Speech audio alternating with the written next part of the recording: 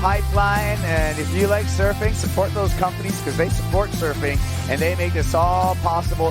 Thank you to Billabong for putting on this Billabong Pro Pipeline. Quarterfinal number 4 is in the water in the non-priority heat. J.Defay versus Lakey Peterson. Johanne trying to get to her feet. Does well to negotiate that, but that's where it spells trouble for her, just going over, back on those heels, and then she gets mowed down by that wave. Laura Enever on part of our commentary team. We saw Carissa Moore just up and out, and J.Defay down the line, frothy barrel, goes for it, a very, very shallow section, Makua. Yeah, Kaipo, right there, it's very shallow. You might even see her stand up on the reef here as she grabs her board. Earlier, we seen one of our other competitors standing up on the reef. Laura, you're out in the water. Tell us what you see. Yes, guys, Johanne powering back into the lineup. But I actually had a question for Makua just about positioning, just as I'm watching the girls move around the lineup today.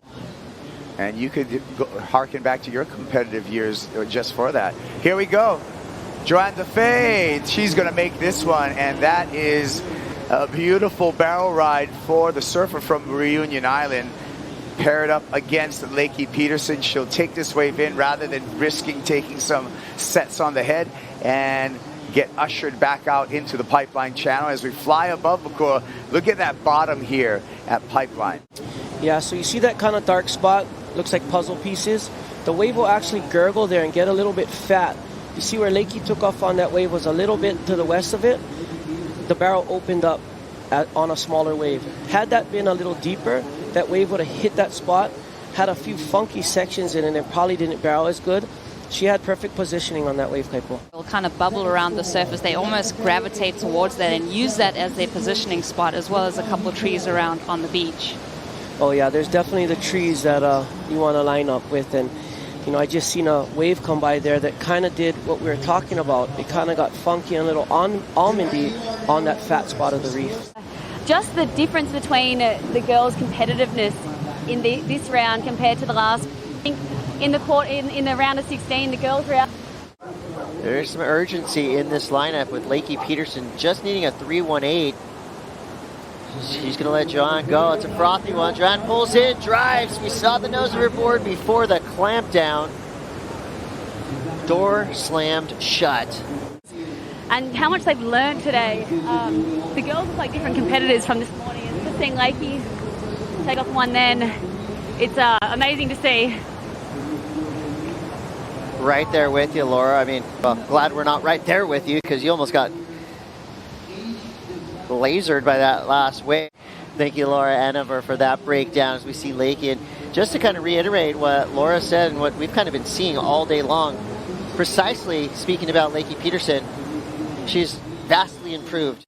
I will say though, you know, I'm a little surprised that last 5 minutes there was 2 or 3 really good waves that came through, and Lakey, she fell asleep just a little bit as we live action.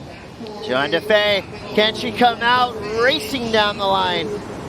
Good, nice aggression there. That was a strong wave at backdoor.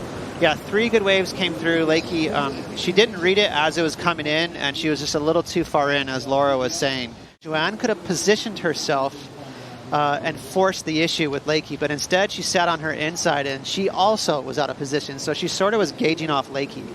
But now Lakey does use priority on a smaller runner. This could grow down the line, setting it up for the tube. Stalling nicely, does fight through the end of that wave. So the doggy door was slammed shut, but she went ahead and kicked it right back open. Yeah, she surfed it well. She had to needle her way through this little barrel, just a pinner barrel, and then also broke through. So it's not a very critical wave. You know, and it wasn't a clean exit. She didn't get spit out into the channel, but you know, she did well to break through all that. That's not easy to break through that lip line. Even on a smaller wave at backdoor, there's still packs a punch. And she grinded out a score. I'm trying to look her best 2 right now. She's holding on a 2 mid 2-point run. Just a positional paddle there. She's going to give Lakey the opportunity. Lakey goes to backdoor again, stalling, dragging that arm. That wave was a dud. But she didn't waste her priority on it because she was sitting in that second priority position, so she'll be able to get right back out there with a minute to go. 30 seconds left. J.Defay is going to activate on her priority. She gets it, fades right, speeding down the line, looking for this wave to bowl out. It doesn't, but that's fine. You get to see another crispy. But watch out now. 15 seconds left. Can she make it out? She does. Buzzer beater. Do not crown anybody until after the buzzer blows. Lakey Peterson now making things interesting. Wow. Only needing a 3-4-8. There's the horn. Drawing off the reef there, better shape, pretty hollow. That's 2 sections. That's an easy score. For sure she's going to get it. Probably north of a 5. So, wow. Looked like Britt Merrick from Channel Islands. And Snips, her coach. Wow, that's got to feel good. Even Johanne knows she couldn't do anything but clap. Score comes through. It's enough. Lakey Peterson with the last second buzzer beating wave gets a 5-2-7. Great sportsmanship right there for these two surfers. That was a fun battle to watch. It kind of had that middle part of that heat was a simmer, started to boil towards the end, and that's exactly what surf fans want to see, is a last second heroic.